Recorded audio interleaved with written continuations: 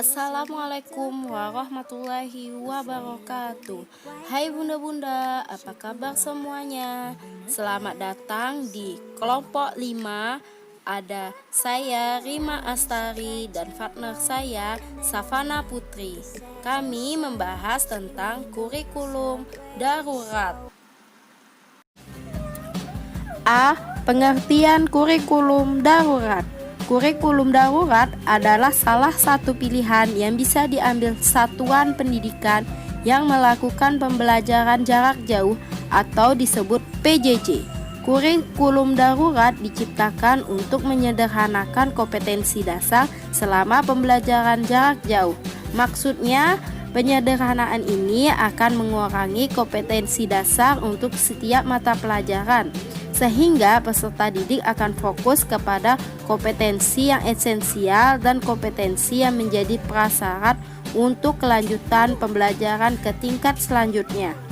Kurikulum darurat dikeluarkan oleh Kementerian Pendidikan dan Kebudayaan Kemendikbud untuk menyesuaikan kebijakan pembelajaran di masa pandemik COVID-19. B. Pelaksanaan kurikulum darurat. Pelaksanaan kurikulum berlaku sampai akhir tahun ajaran. Meski kondisi khusus atau pandemi sudah berakhir, meski demikian, kurikulum darurat tidak wajib pilih. Satuan pendidikan dapat memilih dari 3 opsi pelaksanaan kurikulum, yaitu 1. Tetap menggunakan kurikulum nasional 2013. 2. Menggunakan kurikulum darurat dalam kondisi khusus atau melakukan penyederhanaan kurikulum secara mandiri. C. Kurikulum darurat disiapkan untuk jenjang PAUD, SD, SMP, SMA, dan SMK. Terutama pada PAUD, modul belajar PAUD dijalankan dengan prinsip bermain adalah belajar. Maksudnya adalah proses pembelajaran terjadi saat anak bermain serta melakukan kegiatan sehari-hari. Adapun juga prinsip kebijakan pendidikan di masa pandemik yaitu 1. Kesehatan dan keselamatan peserta didik, pendidik, tenaga kependidikan, keluarga, dan masyarakat merupakan prioritas utama dalam menetapkan kebijakan pembelajaran. 2. Tumbuh kembang peserta didik dan kondisi psikososial juga menjadi pertimbangan dalam memenuhi layanan pendidikan selama masa pandemik COVID-19. D. Kendala pada kurikulum darurat. Banyak sekali kendala yang dihadapi oleh guru, orang tua, dan siswa selama pembelajaran jarak jauh. A. Kendala bagi guru. Guru kesulitan mengelola PJJ atau pembelajaran jarak jauh dan cenderung fokus pada penuntasan kurikulum.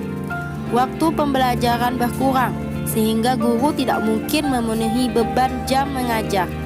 Guru kesulitan berkomunikasi dengan orang tua sebagai mitra di rumah.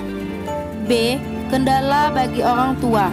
Tidak semua orang tua mampu mendampingi anak belajar di rumah karena ada tanggung jawab lainnya, seperti kerja, urusan rumah, dan lain-lain. Kendala orang tua dalam memahami pembelajaran dan memotivasi anak saat mendampingi belajar di rumah juga mengalami kesulitan. C. Kendala bagi siswa. Siswa kesulitan konsentrasi belajar dari rumah dan mengeluhkan beratnya penugasan soal dari guru. Peningkatan rasa stres dan jenuh akibat isolasi berkelanjutan berpotensi menimbulkan rasa cemas dan depresi bagi anak.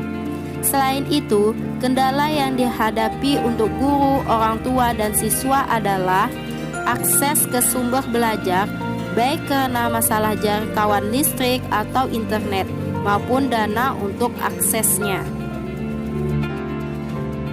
E. Dalam kelangsungan belajar mengajar yang tidak dilakukan di sekolah belajar menimbulkan dampak negatif yang berkepanjangan. Ada 3 masalah. Yang A. Ancaman putus sekolah. Nah, ancaman putus sekolah ini ada anak harus bekerja Maksudnya di sini, resiko putus sekolah dikarenakan anak terpaksa bekerja untuk membantu keuangan keluarga di tengah krisis pandemi COVID-19. Yang kedua, persepsi orang tua. Maksudnya di sini, banyak orang tua yang tidak bisa melihat peranan sekolah dalam proses belajar mengajar apabila proses pembelajaran tidak dilakukan secara tatap muka. Selanjutnya, masalah yang timbul berkepanjangan ini adalah penurunan capaian belajar. Penurunan capaian belajar ini biasanya kesenjangan capaian belajar. Maksudnya, perbedaan akses dan kualitas selama pembelajaran jarak jauh dapat mengakibatkan kesenjangan capaian belajar, terutama untuk anak dari sosioekonomi yang berbeda. Yang kedua, resiko learning loss. Maksudnya di sini, studi menemukan bahwa pelajaran di kelas menghasilkan pencapaian akademik yang lebih baik saat dibandingkan dengan PJJ. Selanjutnya, kekerasan pada anak dan risiko eksternal. Maksudnya di sini kekerasan yang tidak terdeteksi.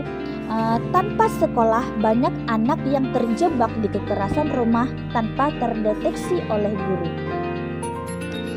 Terus, risiko eksternal.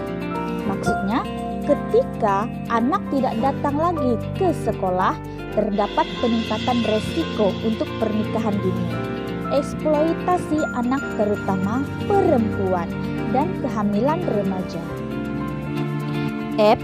Kurikulum darurat diharapkan akan memudahkan proses pembelajaran masa pandemi. Nah, berikut ini ada dampak yang akan ditimbulkan dari pelaksanaan kurikulum darurat.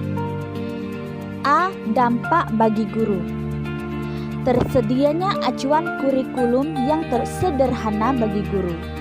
Berkurangnya beban mengajar, guru dapat fokus pada pendidikan dan pembelajaran yang esensial dan kontekstual. Yang B. Dampak bagi siswa. Siswa tidak dibebani tuntutan menuntaskan seluruh capaian kurikulum dan dapat berfokus pada pendidikan dan pembelajaran yang esensial dan kontekstual. C. Dampak bagi orang tua. Orang tua lebih mudah mendampingi anaknya belajar di rumah. Kesejahteraan psikososial siswa, guru, dan orang tua meningkat.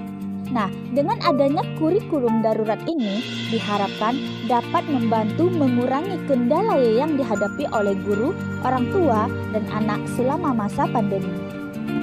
G. Untuk mendukung kesuksesan pembelajaran di masa pandemi COVID-19, pemerintah juga melakukan relaksasi peraturan untuk guru.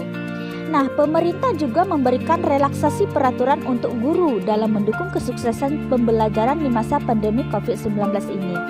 Nah, guru tidak lagi harus memenuhi beban kerja selama 24 jam tatap muka dalam 1 minggu, sehingga guru dapat fokus memberikan pelajaran interaktif kepada siswa tanpa perlu mengejar pemenuhan jam.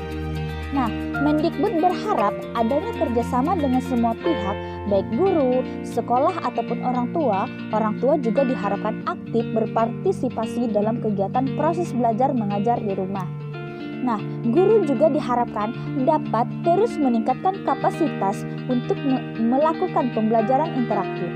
Dan sekolah dapat memfasilitasi kegiatan belajar mengajar dengan metode paling cepat. H. Pentingnya kerjasama secara menyeluruh. Maksudnya di sini penting sekali diperlukan kerjasama secara menyeluruh dari semua pihak, baik itu orang tua, guru, sekolah, pemerintah, layanan kesehatan, dan masyarakat sipil untuk ketuntasan pembelajaran di masa pandemi COVID-19. Nah, itu tadi penjelasan dari kami, dari saya Safana Putri dan teman saya Rima Astari.